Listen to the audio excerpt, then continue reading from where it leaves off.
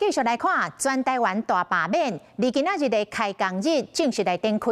今仔日有超过18个罢免掉国民党立委的团体，到中选会送到第一阶段的文件。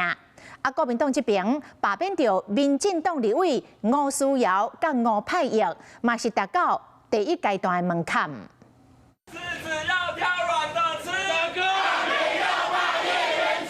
休假开工，心情殊不理想，因为罢免连续数一箱接一箱咧送，将近20个罢免团体伫咧中选会大主席送出第一阶段连续数，望安北京联电创办人周兴成嘛来到现场宣判。今天的罢免是反共剿匪、清除内奸的圣战，想把我们的国家搞垮，我们不答应，我们要罢免你们。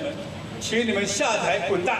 第二阵风一吹，我跟你保证，这一次会成功。各位，这个罢免会成功。 今麦统计已经有18位国民党立委票罢免的一届连署投票，后礼拜民团会搁再送件上少8位，拢总26位闹会罢免案直要启动。根据法规，选罢法加减版本生效前送件拢适用旧法，未来连署无需要甲身份证影本。来看时间表，立法院预计2月7日处理选罢法复议案，搁再加上总统10天内爱公布，可能2月17开始都要。 是用新法，我们要幸福，我们不要幸福。我们没有任何的高调的宣传、高调的造势，可是我们却可以收到7000多份的这样子的民意。我们在这里尊重各种民意的表达，但是我们也希望呢，当家不闹事，希望赖清德总统，你要约束一下。